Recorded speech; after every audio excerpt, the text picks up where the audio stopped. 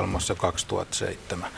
No sitten kun on päästy keskustelemaan, niin tulee tämä leimaaminen puolin ja toisin ja sitten leimataan kokonaisia puolueita, henkilöitä sosiaalitantoiksi tai rasisteiksi. Mä luulen, että niitä molempia on loppujen lopuksi aika vähän.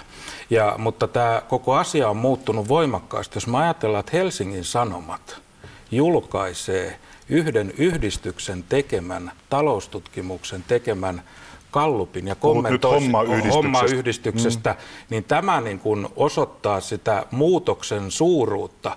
Ensin tämä Hommafoorumi oli mukamas rasistien mellastuskenttä. Nyt maan suurin päivälehti neutraalisti toisen yhdistyksen maksamaa uutista kommentoi.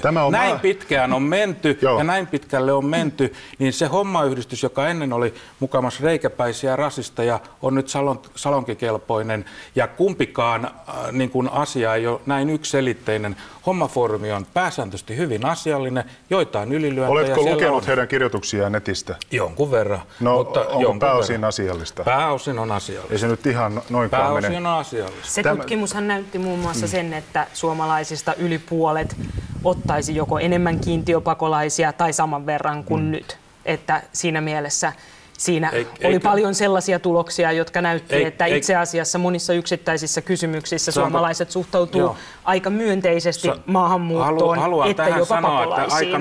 Aika mielenkiintoista, että tätä ei saanut aikaan valtalehdistö, ei Yleisradio, ei Mainos-TV, vaan yksittäinen yhdistys sitten loppujen lopuksi teki semmoisen gallupin ja sai sen aikaiseksi. Mun mielestä se on uraauurtava tekijä, ja nyt on keskustelu vapaata ja saa olla. Timo Soini, mullekin puheenvuorot. Mun mielestä Katainen.